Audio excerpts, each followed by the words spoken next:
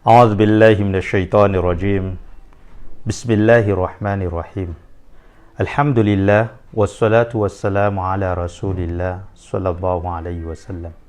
أما بعد السلام عليكم ورحمة الله وبركاته فندنت النما نتن أرابا وانسكريتا panaraka tsy tapaka ny fahitalavitry ny TVM amin'ny zao maraina ny alahady izao raha lasana bavy atao anatin'ny finoana islam tsy mitsahatra miderany Allah subhanahu wa ta'ala ary mandefa tsodrano ampaminantsika Muhammad sy ny fianakaviany ireo mpanardia azy ary atsika rehetra nanaraka ny sordalany mandra-pahatongava zany andro fitsarana izany. Amin'ity androany ity dia iresaka tsika mahakasika ny Hatsarampanahy, mahakasika ny fitondratena mendrika eo anatrehan'ny finoana islam ary ahoana ny fifandraisana zany Hatsarampanahy, fitondratena tsara sy ny toetra mendrika zany amin'ny fotompinoan'ny finoana islamo sy ireo fanompona rehetra zay nodidiny tompo Allah subhanahu wa ta'ala ho antsika piny islamo eto ambony tany.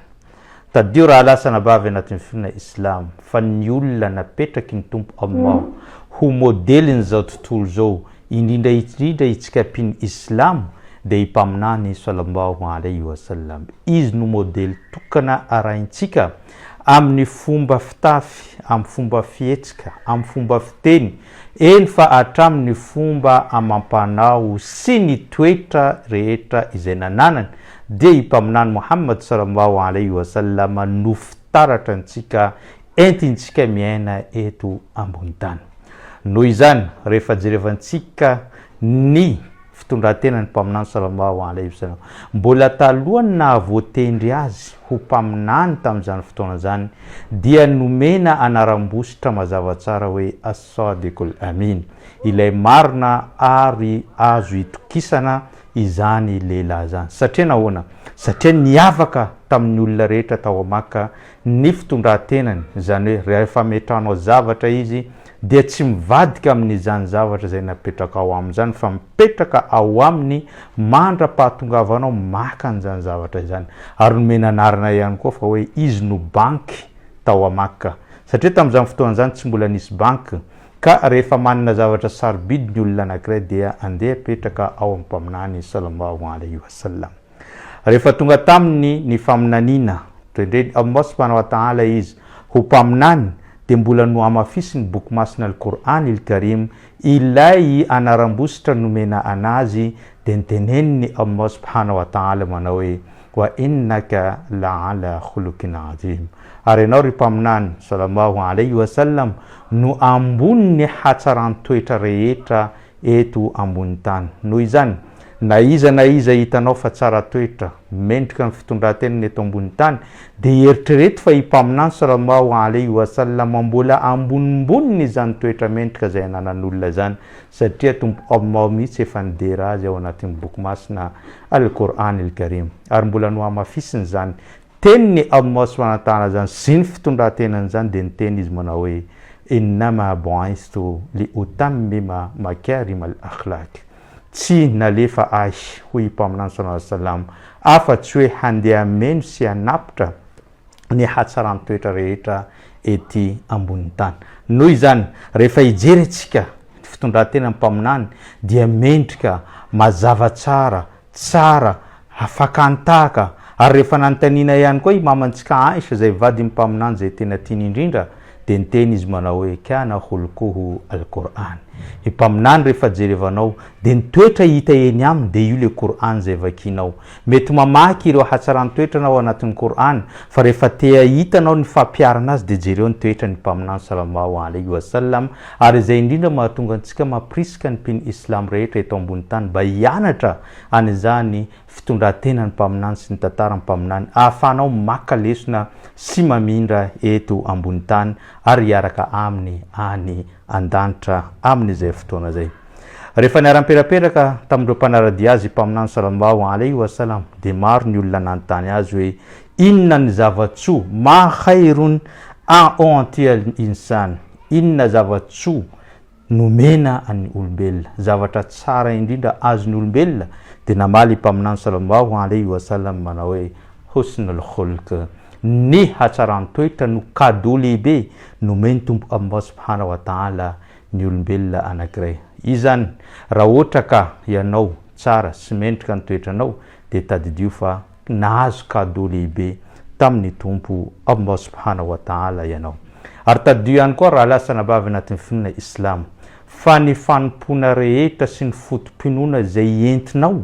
dia mandidy anao ho tsara mendrika tsara toetra manoloana ny mpiarabelona aminao. Ny fotom-pinoana, ny finoanao ny Allah sy ny finoanao ny andro farany dia manery anao ho tsara toetra, ary ny hatsaran-toetra dia hita taratra amin'ny fotom-pinoana izay anananao. Ny olona manana fotom-pinoana mendrika dia mendrika ny toetrany, fa raha ohatra ka ratsy ny toetranao dia ny fotom-pinoanao mila jerena fa tsy azo antoka loatra amin'izay fotoana izay. Mpaminany sallallahu alayhi wa sallam izay niteny manao hoe man kana yu'minu billah wal yawmil akhir falyakul khairan aw liyasmut. Nizaniza aminareo mino any Allah sy ny fisiny andro farany dia aoka izy teny tsara na izy hangina. Wa man kana yu'minu billah wal yawmil akhir falyukrim daifahu. Ary nizaniza mino any Allah sy ny fisiny zany andro farany zany dia aoka izy hanaja sy handray tsara ireo olona mpivahiny ao aminy.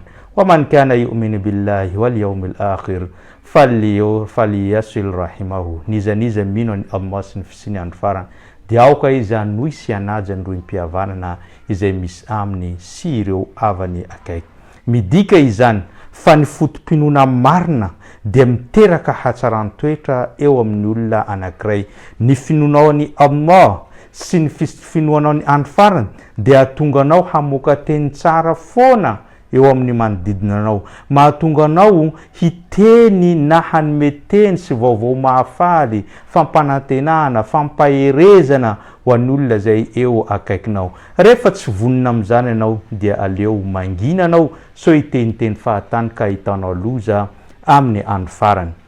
Ary ny finoanan'ny Allah sy ny fisiany andro farany zany dia manery anao hanaja sy handray tsara ny olona mpivahiny ao aminao, satria izy ireo avy lavitra dia mendrika ny ho karakarainao, mendrika ny omenao ny zavatra ho azy amin'izay fotoana izay. Ary ny finoanao ny Allah sy ny andro farany dia manery anao ihany koa hanohy ny fihavanana aminao, na dia ireo avanao aza manilika anao, na dia ireo avy aminao aza tsy mamangy anao, na dia ireo avanao aza manendrikendrika anao sy manompo anao, fa nao kosa mamaly ny hatsarana amin'izy ireo ary tsy mba manapaka ny fihavanana amin'izy ireo. Eny fa na dia tsy mpino Islamo aza izy ireo hajao ny fihavanana, satria mpaminany sallallahu alayhi wa sallam niteny tamin'ny Asma'u binti Abu Bakr rehefa nirenin'izy ireo tsy mpino Islam tamin'izay fotoana izay hoe hajao izy ary tohizo ny fihavanana aminy na dia tsy mpino Islamo aza izany reninao izany. Zany manambaratsika fa ny finoanao ny Allah dia hita taratra eny amin'ny fitondran-tena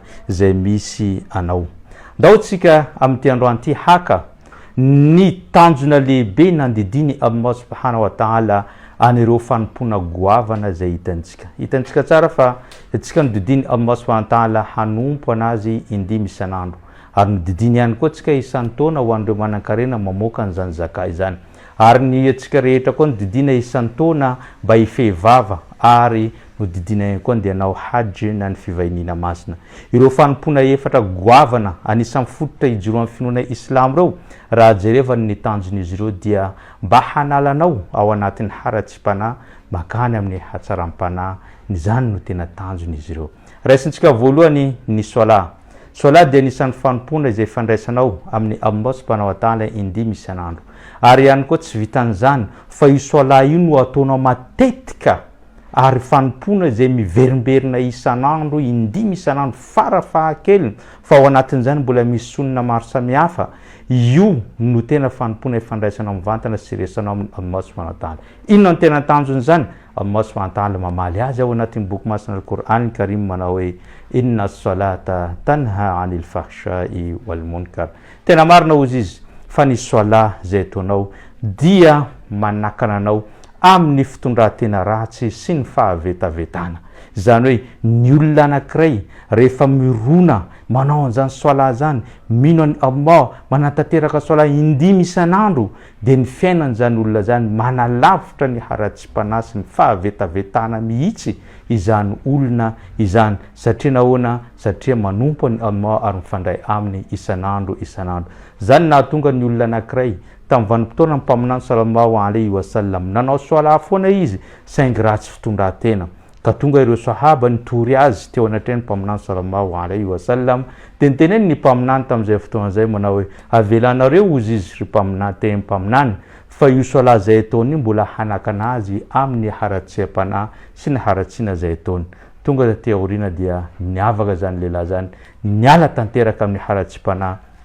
zay nataony tamin'izany fotoana zany manambarantsika fa ny soala zay ataonao dia manakana anao ary manalanao amin'ny haratsiana sy ny fahavetavetana ka ny olona anankiray manao soala indimy isan'andro nefa tsy miala amin'izany haratsiam-panahy sy ny rehetra zany dia tokony verina izy so dia le soala zay ataony dia misy tsy fahatomombanana na ihany koa tokony verina amin'ny tenany izy fa ny soala ataona indimy isan'andro dia manakana anao amin'ny haratsiana rehetra. Raha jerevantsika indray mahakasika ny zaka dia anisany ampahakarena avoaka ny olona anankiray rehefa feno ny fetra na ny fatra tokony amoanany zany zaka izany ary rehefa feno iray taona dia avoaka izany zaka zany ampahakarena omena anireo olona manitra mba ahafahan'izy ireo mivelona sy manafitra ny fiainany eto ambony tany. Raha jerevantsika ihany koa io zaka io dia miteny tompo Allah subhanahu wa ta'ala ao anatin'ny surat at-tauba manao hoe khudh min amwalihim sadaqatan tutahhiruhum wa tuzakkihim biha raiso amin'ny fananan'izy ireo ry mpaminany sallallahu alaihi wasallam ny zaka mba ahafahany Allah manadio ny harenan'izy ireo sy ny vatatenany izy ireo. Zany hoe raha jerevana zany zaka dia manana tanjona anankiroa. Voalohany dia mifanadiovana ny harenanao satria ny olona anankiray rehefa teo ampitadiavana vola zany dia mety misy zavatra nataony ka tsy mifanaraka kely amin'ny lalànany Islam ka nety nisy harena maloto kely tafiditra tao anatiny na ihany koa tsy fananina ny naovana an'izany ka ny famoanao zaka dia fanadiovana ny harenanao iray manontolo zany no tanjon'izany zaka izany ary ny faharoa dia tanjon'izany zaka zany hanadiovana ilay mpamoaka azy. Matetika manko ny olona mpanankarena dia tratra ny aretina anankiroa. Ny aretina voalohany mahatratra mpanankarena dia ny fahirana lasa tsy tia moka lasa kamo izy mamoaka tia angorokarena ihany fa kamo izy ny amoaka ka amin'ny alalan'ny famoahany zaka matetika sy ny soadaka matetika mahatonga azy ho lasa malala tanana ary zatra mamoaka an'izany harena zany ka zay no tanjony zaka zay nandidiny Allah subhanahu wa ta'ala anireo mpanankarena lasa manampy olona lasa tsara fanahy lasa mifandray amin'ny olona ary ny aretina faharoa dia ny fanambonian-tena amin'ireo mpanankarena ka rehefa mitakosina matetika amin'ny olona na amin'ny alalan'ny famoahanao ny zaka sy ny soadaka dia lasa tsy mahita an'izany fanambonian-tena zany fa hitanao fa mitovy avokoa ary raisinao ho namana ireo olona mahanitra amin'izay fotoana zay ka niala ao anatinao ilay aretina anankiroa ny fahirana sy ny fanambonian-tena ka lasa mitovy ianao amin'izay fotoana zay ka ilamina ny fiarahamonina izay misy antsika. Hitantsika ihany koa ary fa ny tanjon'izany zaka zany dia fanadiovana ny harenanao fanadiovana ny mpanankarena mba hiala amin'ny toetra ratsy izay mety hanapotika ny fiarahamonina izay misy azy ireo. Ny fanompona fahatelo dia hitantsika fa ny fifehezana. Ny fifehezana dia efa fantantsika andram-piandohana rehefa tompo Allah subhanahu wa ta'ala nandidy ny mpino Islam dia niteny izy manao hoe kutiba alaykumus siyam kama kutiba ala alladhina min qablikum la'allakum tattaqun. O ry mpino Islam, voadidy aminareo ny fifehezana amin'ny volana Ramadan tahaka ny nandidina an'izany tamin'ireo vahoaka teo alohanareo angamba hitoetra aminareo ny fatahorana any Allah. Mazava tsara zany fa ny tanjony izany fifehezana zany dia ny fatahorana any Allah subhanahu wa ta'ala. Misy tsara mihoatra an'izany tanjona zany hoe ny fatahoran'ny Allah dia ny fanaovanao ireo zavatra ny didiny ary fanalaviranao ireo zavatra voarara rehetra. Ny zavatra voarara dia mety hatsara aratsiam-panahy, ny zavatra voarara dia mety fangalarina, ny zavatra voalarina dia mety famonon'olona, ny zavatra voarara dia fisotronotoka, fijangajangana, ireny rehetrarehetra zay mba hanalany Allah subhanahu wa ta'ala amin'ny haratsiana rehetra ary mba hampisongadina anao amin'ny hatsaram-panahy no tanjony zany fifehezana izany. Ary tadidio ihany koa fa ny fifehezana no didiny Allah dia ampiakatra avolenta ny fanahy manoloana ny vatana, satria tsika olombelona dia namboarina tamin'ny zavatra anankiroa, tamin'ny vatana sy tamin'ny fanahy. Ny vatantsika namboarina tamin'ny tany ary tsy hovoky raha tsy zavatra avy amin'ny tany, ary rehefa maty atsika dia miverina any ambany tany ny vatantsika.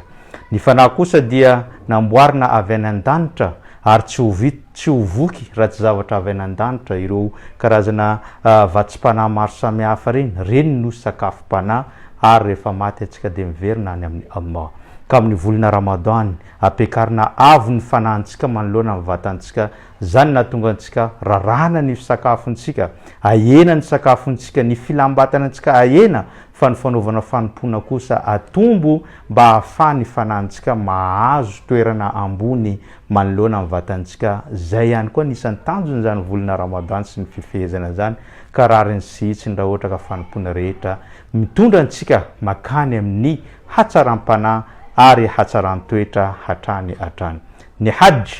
dia ny didiny Allah subhanahu wa ta'ala koa manana tanjona maro samihafa. Inona ny tanjony hajj? Mba ialanao amin'ny adiady, mba ialanao amin'ny tsy fitovizan-kevitra, mba ialanao amin'ny fisarasarana, satria ny hajj rehefa tonga anao miala amin'ny tanànanao tonga any Makka dia mivory avokoa ny foko rehetra sy ny firenena rehetra, ny olona rehetra avy amin'ny vazan-tany efatra mivory ao amin'izany toerana izany avokoa izy ireo amin'izay fotoana zay. Rehefa mivory ao izy ireo dia manao lamba mitovy, manao zavatra mitovy, tsy misy ahafantarana ny mpanan-karena amin'ny olona mahantra ary tsy misy ahafantarana ny président amin'ny olona tsotra, tsy misy ahafantarana ny zavatra rehetra fa mitovy izy ireo ary ao anatin'izany dia mirahina izy ireo. Tsy azo ataon'izy ireo ny tsy mitovy hevitra na mifanakalo hevitra, eny fa hatramin'ny ady hevitra nampiakarana feo dia voarara amin'izany hajj zany. Zay le tenen'ny Allah subhanahu wa ta'ala ao anatin'ny Qur'an manao hoe faman farada fihinna al-hajj fala rafatha wala fusuka wala jidala fil hajj. Zay olona na chance nahazo anjara andeha namonjy an'izany hajj zany dia aoka izy tsy hamoaka teny hafahafa, aoka izy tsy hanao fahavetavetana, aoka izy tsy hanao tsy hampiseho ny haratsipanahy, eny fa hatramin'ny ady hevitra nampiakaram-peo aza dia tsy azonao atao amin'izany hajj zany, fitsinjovana ny firaisan-kina zay misy amin'ireo mpanao hajj amin'izany fotoana zany. Zany rehetrarehetra zany raha lasana bavy anatin'ny finoana Islam no marika fa ny finoana Islam mitsondro mandrakariva ny hatsaram-panahy ary mba hampiovantsika ho tsara fanahy eo amin'ny fiainana izay misy antsika andavanandro. Manamafy an'izany mpaminany sallallahu alayhi wa sallama amin'ny hadisy manao hoe al-khulqu al-hasan yazibu al-khataya kama yuzibu al-ma'u al-jalid. Ny hatsaram-panahy izy, ny hatsaran-toetra zany dia mamafa ireo fahotana madinidinika zay vitantsika tahaka ny handrava ny rano, ny laglasy na ny laneige. Hitantsika zany fa rehefa anao zany tsara fanahy, matetika manampy olona, matetika miteny tsara amin'ny olona, dia le fahotana madinidinika reny zay vitanao isanandro fa fany zany hatsaram-panahy zany amin'izay fotoana zay. Mbola antoy ny hadisy mpaminany manao hoe wal khulqu su yufsidu al-amal kama yufsidu al-khall al-asal. Ny haratsiam-panahy kosa izy dia mamotika ny asa soa zay ataonao tahaka ny famotehany vinaigre ny tantely. Zany hoe rehefa ampidirinao anatin'ny tantely ny vinaigre dia hitanao fa simba izany tantely zany. Tahaka an'izany ihany koa ny haratsiam-panahy, ny asa soa madinidinika vitanao reny dia fafany izany haratsiam-panahy zany ary lasa tsy misy dikany ny asa soa izay nataonao. Manamafy an'izany ihany koa ny hadisy mpaminany sallallahu alayhi wa sallam zay raisintsika entintsika mamaraparana an'ity fandaharana ity. Mpaminany sallallahu alayhi wa sallam indray andro rehefa niara-miperaperaka tamin'ireo sahabany dia nanontany izy manao hoe atadrona manil muflis, fantatrareo ve iza ny olona antsoina hoe matiantoka eto ambony tany sy any ankoatra? Dia namaly ireo mpanaradiana azy manao hoe al muflis fina malla dirhama lahu wala mata, ny olona matiantoka aminay dia ny olona zay tsy manan-karena sy tsy manam-bola eo amin'ny fiainana. Dia niteny mpaminany sallallahu alayhi wa sallam, al muflis min ummati man ya'ti yawma al-qiyamati bi salatin wa zakatin wa siyamin, ny olona matiantoka amin'ny vahoakako i mpaminany sallallahu alayhi wa sallam dia ny olona anankiray niezaka mafy izy teto ambony tany ary tonga tanany ankoatra izy dia nitondra ireo fahasoavany soala maro samihafa zay nataony sy ny zakana nataony sy ny fifehezany, ny hajy, ny asa soa rehetra maro tahaka ny tenombohitra entiny eo anatria ny tompo Allah subhanahu wa ta'ala. Saingy inona zavatra zay nataony tamin'izay fotoana zay? Wa ya'ti wa kad shatama haza wa kasava haza wa akala mali haza wa safaka dami haza lama haza, fa izany olona zany kosa ny zavatra nataony dia mamoa fady. Satria nahoana? Tany ambony tany izy na dia nanao reny soala maro samihafa reny dia tsy mitsahatra izy manompa ny olona, manaratsy olona, manendrikendrika ny olona, manambaka ny olona, mamono olona, nandatsadra olona, nanompa olona sy ny rehetrarehetra io samy nataony avokoa. Zany hoe nanao fanompona izy saingy nampanarany haratsipana maro samihafa. Dia inona tena mpaminany sallallahu alayhi wa sallam, fa yu'ti haza min hasanatihi wa haza min hasanati. Rehefa tonga ny andro farany dia tonga ireny olona zay nankaratsiny sy nanaovany ratsy reny mitory azy eo anatreny Allah subhanahu wa ta'ala, dia efainy Allah subhanahu wa ta'ala amin'ny alalan'ny fanompona zay nataony ireny olona nitory. Zany hoe rehefa nankapoka olona dia omena soala anankiray ny onitra niny, rehefa nao nanambaka olona dia ny hajinao omena onitra niny, nanonzo ny hatsarana rehetrarehetra zay nataony dia hitapitra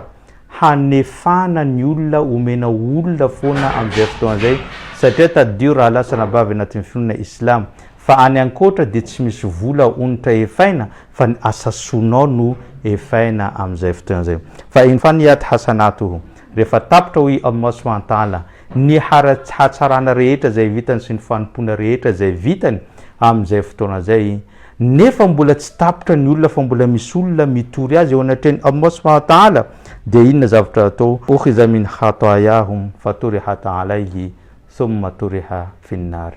Amin'izay fotoana zay tsy vita fa mbola misy milahatra. Dia inona indray no atao? Ireny haratsian'olona milahatra any reny dia atoraka amin'ny olona io, atoraka afatratra any amin'ny olona io, dia amin'ny farany izy atsipy any anatiny afobe. Zay no fiafaran'olona matiantoka amin'ny vahoakany mpaminany Muhammad sallallahu alayhi wa sallam. Zero tsara raha lasa nabavy anatin'ny finoana islam, izany hadisy mampatahotra zany, izany hadisy mampiomana antsika zany, izany hadisy mampitandrina antsika zany mba ho tsara fanahy, mba ahay miara-monina amin'ny fiarahamonina zay misy antsika, amin'ny manodidina antsika, ary ny hatsaram-panahy tadidio tsara. Fa io no marika lehibe namparitaka ny finoana islam hatrany Azia, aty Afrika ary hatrany amin'ny toerana rehetrarehetra. Satria ireo mpivarotra Yamenita zay nandeha tany Indonésia, nandeha tany Malaisie, nandeha tamin'ny ilan'ny atsinanana ty Afrika reo, dia mpino islam avokoa nitondra etam-barotra izy ireo. Rehefa nitondra etam-barotra izy ireo dia tsara ny fivarotan'izy ireo, tsara ny zavatra zay nataon'izy ireo, ka gaga ny olona rehetrarehetra nanontany hoe inona no antony mahatsara fanahinareo? Dia namaly izy ireo hoe ny finoanay no mandidy anay ho tsara fanahy, ary zay dia efa zatra amin'izany hatsaram-panahy. Hany ka niditra amin'ny finoana islam avokoa ireo olona zay nahita azy tamin'izany fotoana zay. Zay manambara antsika fa ny hatsaram-panahy zay naninao dia misy fiantraikany tsara eo amin'ny fiainantsika andavanandro, ary voadidy antsika rehetra mpino islam mba ho tsara fanahy, mba ho mitondra fotoana, mitondra toetra mendrika eo anatrian'ny olona anankiray. Ary tadidio tsara fa na mivavaka tahaka ny ahoananao fa ratsy fanahy, dia ny vavan'ny olona mitena aminao hoe tsisy antony mampivavaka anao, mpivavaka ihany nefa ratsy fanahy.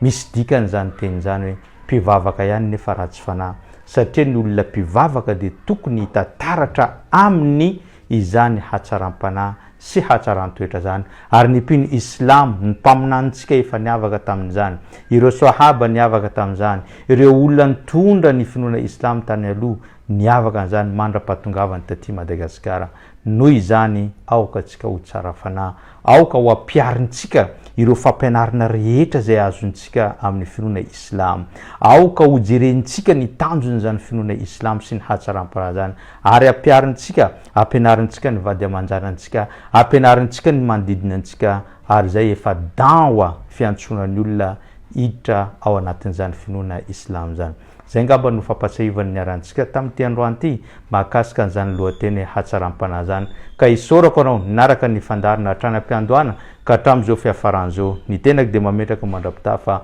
ho amin'ny alahady herinanoto izao wassalamu alaikum wa rahmatullahi wa barakatuh